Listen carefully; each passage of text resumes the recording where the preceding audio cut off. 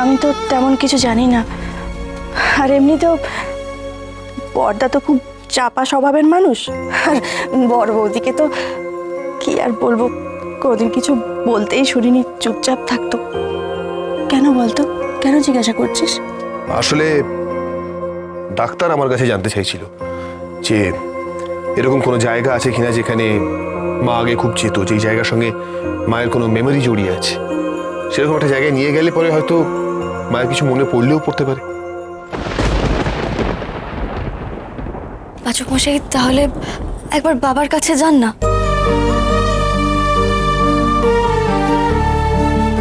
অভিমানটা ঝেড়ে ফেলুন পাচক মশাই। মায়ের স্মৃতি ফেরাতে হবে তো, আর আমাদেরকেই চেষ্টা করতে হবে। বাবা যে সাহায্য করবেন না এমনটা তো কখনো বলেননি। পাচক মশাই, মায়ের শাড়িটা কিন্তু বাবাই বের করে দিলেন। সত্যি তো অগ্নি, কথা একদম ঠিক বলছে। তুই বড়দাকে একবার জিজ্ঞাসা করতে পারিস তো, হতেই তো পারে কিছু নতুন কিছু জানতে পারলি।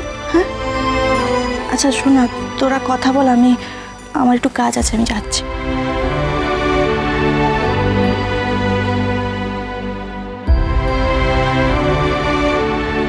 পাচক মশাই, একবার জিজ্ঞেস করে দেখুনই না। মিস্টার সমীর গুহ আর কতটাই বা চিনবে আমার মাকে।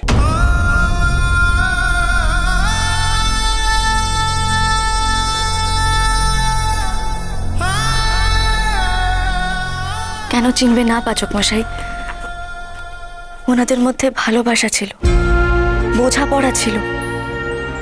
আর পাচক মশাই দেখুন, হয়তো কোনো মতের অমিল থাকতেই পারে, কিন্তু তাই বলে একে অপরকে চিনবে না এটা তো হতে পারে না। আপনি আমাদেরকেই দেখুন না। আমি জানি আমাদের মধ্যে কোনো চিরাচরিত স্বামী স্ত্রীর সম্পর্ক নেই, কিন্তু আমরা একে অপরকে সব থেকে বেশি চিনি।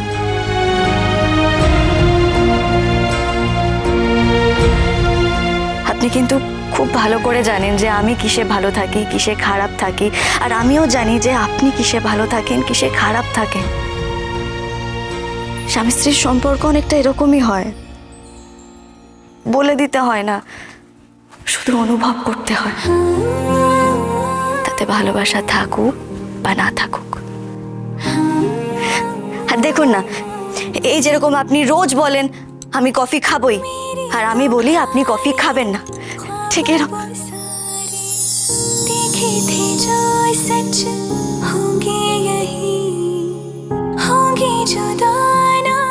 এরকম ভাবেই সুতোটা তৈরি হয়। বাবার কাছে একবার যান না।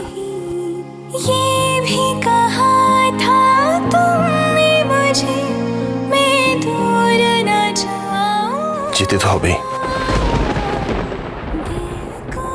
মায়ের ব্যাপারে মিস্টার সমীর গুহর কাছ থেকে ডিটেলস জানতেই হবে।